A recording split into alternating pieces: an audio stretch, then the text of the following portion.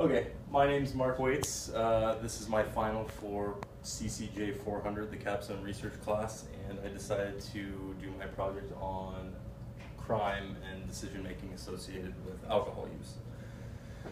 So, the beginning of the abstract is that the relationship between alcohol and crime isn't just a simple correlation as your independent and dependent variable where X alcohol equals Y crime. And most of the time in research, there's other variables that are unaccounted for.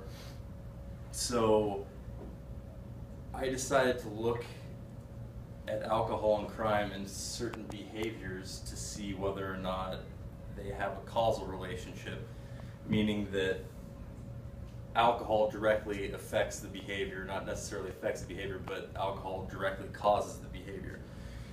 And essentially what I found was that alcohol has more of a contributory relationship towards behavior rather than causal relationship, because most of the time there's some underlying cause for behavior rather than just alcohol use.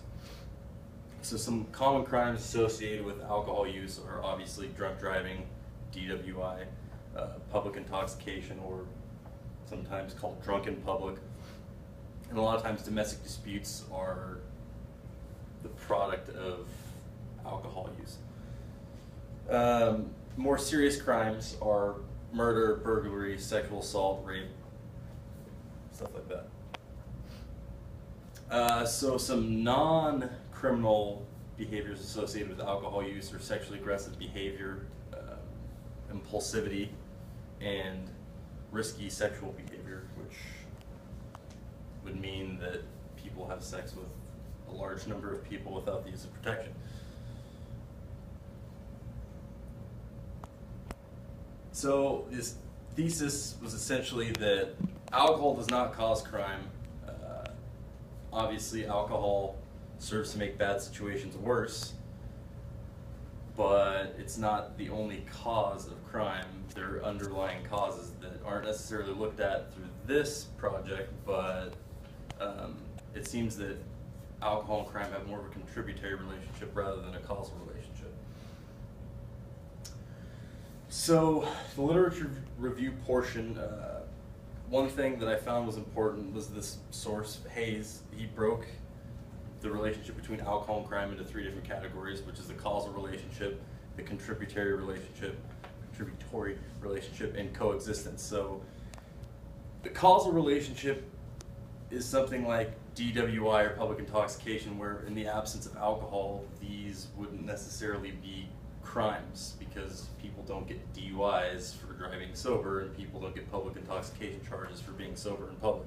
So it is a causal relationship because the crime is completely dependent on alcohol. Contributory relationships are more things like burglary or maybe some kind of sexual assault where the offender drank beforehand, maybe to get the nerve to commit a crime or to do something illegal. So it contributed to the act, but it's not necessarily the root cause of the action. And the coexistence is where the offender might be an alcoholic, but it has nothing to do with whether or not he commits the crime. He would have committed the crime anyway. So say a burglar who's an alcoholic, probably drinks every day heavily, he's going to commit that crime regardless whether or not he's drinking. So the first and probably the most common offense while drinking is drinking and driving, also known as driving while under the influence of intoxicants, DWI. And in the United States, 1.4 million people were arrested for DWI in 2004, and nearly 1/3 of those were repeat offenders. One other thing that I want to point out is that these are from the Uniform Crime Report from the FBI. So the 1.4 million people are only people who were caught driving drunk. That doesn't include the people who weren't caught. So that number is definitely significantly higher than 1.4 million. Also, as soon as people turn 21, the likelihood of them getting caught for DWI goes up significantly, mostly because the access to alcohol is increased. So when you're under 21, you don't have access to alcohol constantly, but when you are 21, you have endless supplies of alcohol. You can get as much alcohol as you want. So generally there's a spike in DWI arrests around the age of 21. The next is a property crime, and a lot of times property crimes overlooked because most alcohol-related crimes are usually person-to-person crimes like domestic violence or assault, murder, stuff like that. Most of the time property crimes aren't really looked at. So Bennett and Wright is one of my sources, and they did a survey of 121 burglars, and they showed that 65%, a solid majority of them, drank before committing their crimes. So 33% of them admitted drinking before most of their offenses, but 90% of the burglars surveyed said that they drank daily. So that could be part of that coexisting relationship where 90% of them drank daily, and that has little to do with whether or not they were going to commit the burglary. Also, a small portion, 12%, said that alcohol was the direct cause of their crimes, so that would lead us to believe that it's not a causal relationship because only 12% of the offenders felt that was the reason they committed it. And the majority, again, 64%, felt the burglary had no connection, or the alcohol had no connection with the burglary, pointing to the fact that it's either a contributory relationship or a coexisting relationship. Let's see here. Violent crime. One of my sources said, Mayfield, 1976, argued that most violent crimes would not occur, or let me say that again, most violent crimes that occur where the offender is intoxicated would not take place if the offender were sober. And that's kind of the whole idea behind why I wanted to do this. I thought, would people who were sober do the same things if they were drunk and vice versa? And I wouldn't say that people wouldn't commit these crimes had they been sober, but there's a good chance that they may not have. So as far as violent crime goes, research has shown that 50% of murderers were intoxicated during the offense. So that kind of, I feel like, is misleading because you think if they're all, half of them or better, or drunk during the offense, then you would think that's a problem, or that's the reason why they committed the offense, when that's not necessarily the case. Other variables that are unaccounted for when people talk about crime and murder are things like situational stress, personality type, family history, the amount of alcohol consumed, the type of alcohol consumed, if there's any kind of multiple drug interaction, like if they're on any kind of pain medication or anything else. And another important factor is in the environment they're in, because the setting that you're in could have an important role to play if you're in a dark, lowly lit bar compared to a nice nightclub. Those are two very different environments. So another thing that's similar to the DUI arrests was at the age of 21, arrests for violent crime go up by 6%, which is a similar number to the DUI arrests, and again, it's probably the main reason is because the access to alcohol. And one thing that points to a contributory relationship is that the more alcohol that's consumed during the event, the more severe the injury is likely to be. I'll talk more about that here in a bit. So beverage choice. I was going to omit this from the paper, but I felt that it was kind of interesting because I think a lot of people think that alcohol is just alcohol, whether you're drinking whiskey, beer, cider, liquor, whatever it is, that it's all one and the same. And if you drink a lot of alcohol,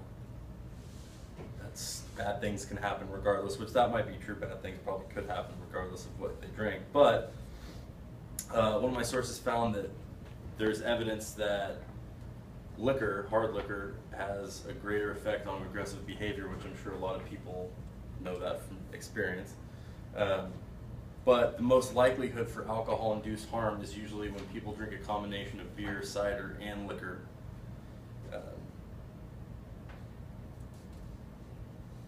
Another thing that came from this source was the certain policymakers, and not necessarily in the United States, but I think this one was actually from the UK, I believe. They tried to put a ban, or not a ban, but a stop on the amount of liquor that people were consuming.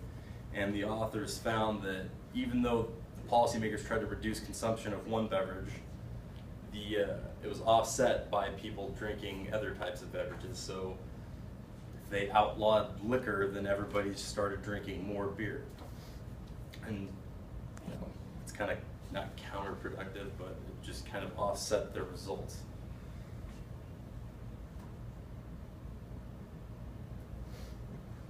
Okay, so sexually aggressive behavior. Alcohol is involved in 3 out of 4 sexual assaults between spouses in the United States, as well as 183,000 cases of rape and sexual assault in the United States, which is a lot. And about 1/2 of all sexual assaults are committed by individuals who are under the influence of alcohol, which would probably lead most people to believe that alcohol is the catalyst or is the sole reason that people are doing that. In addition to that, nearly 1/2 of convicted rapists admitted to using alcohol at the time of the offense. And even more than 1/2 admitted to being alcoholics. So that makes you wonder whether or not the alcohol is the reason for the offense, or whether it's just a coexisting relationship between the offense and the alcohol use.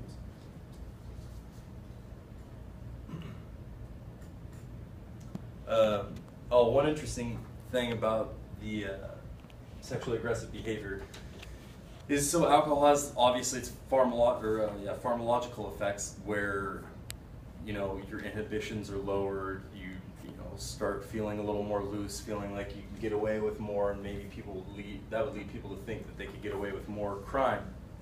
But Dudley, 2005, argued that even when men thought they had consumed alcohol like a placebo and they had not consumed alcohol, they started to act more sexually aggressive and display antisocial behaviors, because not that it is more socially acceptable, but if you're drunk, apparently a lot of people think that it's more socially acceptable to be sexually aggressive towards people. So in the absence of alcohol, they still acted sexually aggressive, which kind of takes some of the heat off of alcohol as far as having a causal relationship between sexual assault and alcohol consumption.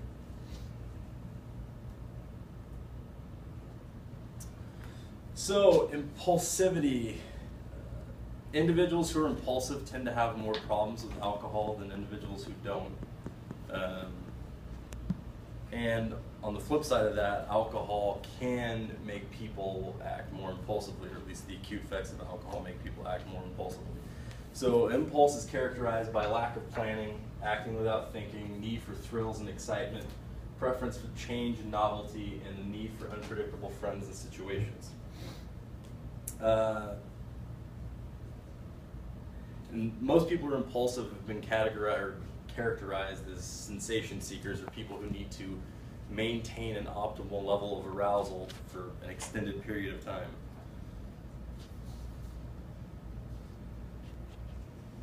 So, let's see if I have to do this. Oh, okay. So, one study showed it used delayed discounting to characterize impulsivity in people. So subjects were offered, and I'm pretty sure they did this with a control group, with a experimental group. The subjects were offered a small reward with no delay, so something simple, and they were offered it right away. They didn't have to wait for it.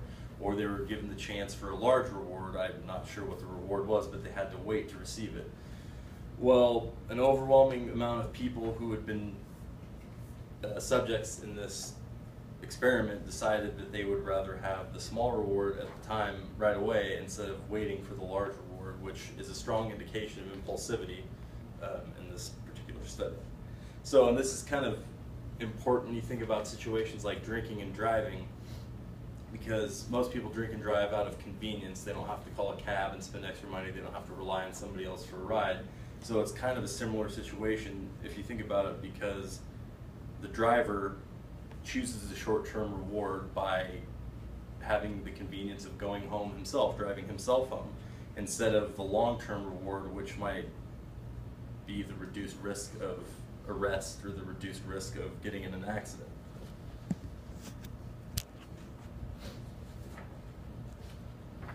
So,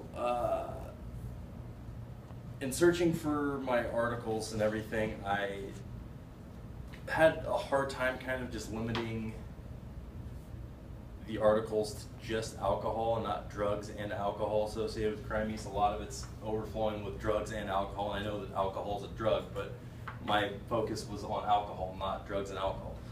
So that was kind of one of my prerequisites for whether or not the article would make the final cut, is if it had to do with drugs and alcohol. I would prefer alcohol. Some of the articles I went through also involved use of drugs, but for the most part I got articles that just talked about alcohol.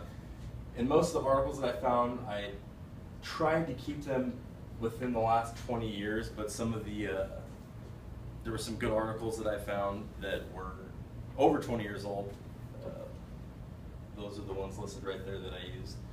And most of those were the original sources that I found in my newer sources, and I had to cite them to cite the original source, of course. So, and these are the search engines and things that I used for finding my information. So, what I've kind of concluded is there are certain crimes that obviously have a causal relationship. So DWI and public intoxication obviously are reliant on alcohol. Without them, these crimes don't exist. People don't get DUIs for being sober, driving sober.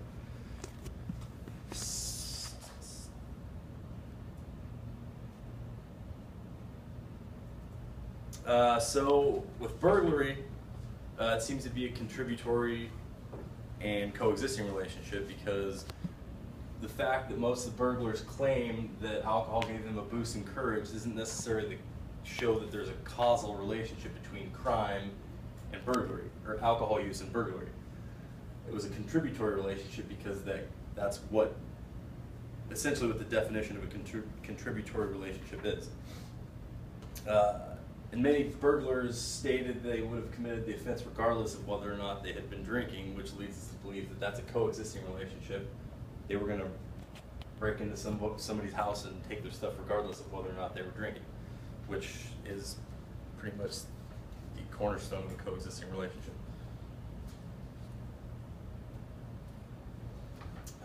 Violent crime is interesting because it seems like it kind of bears all three relationships that Hayes talked about: the causal, contributory, and coexisting relationships. Some people, some authors think that a passive person can become a murderer when they're drunk. So that would imply a causal relationship, because in the absence of alcohol, that person wouldn't take part in that crime. But the more alcohol that's consumed, the more severe the injury is going to end up being, which would contribute to the injury, which kind of makes it a contributory relationship. And there are undoubtedly crimes that take place, or murders that take place, regardless of whether or not an offender has been drinking or not, which would suggest a coexisting relationship. So essentially, it seems like alcohol in this situation is kind of the facilitator. It's not necessarily the root cause of why people are committing crimes. Most people aren't murdering people because they got drunk. A lot of times they're planning on murdering somebody anyway, and the use of alcohol either helped them committing the act or whatever, but it's not necessarily the causing reason for that.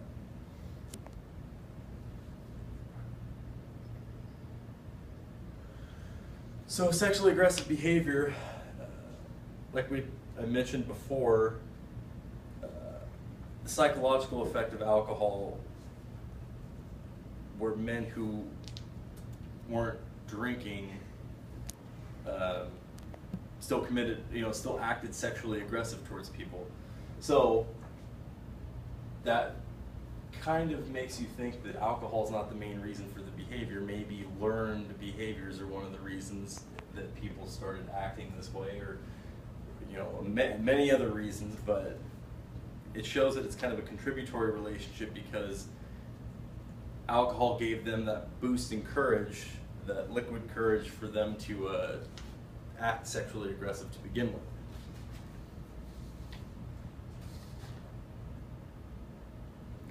And impulsivity, alcohol intoxication doesn't necessarily create impulsivity in otherwise non-impulsive individuals, but it can contribute to acts of impulse. So if somebody's a really well-maintained person, a reserved person, just because they have some alcohol doesn't mean that they're going to go out and act like an impulsive madman. But everybody's different, so it could possibly contribute to acts of impulsiveness. Again, it's subjective. Obviously, alcohol treats everybody differently, so you can't say whether or not specifically alcohol did or did not make this person act this way.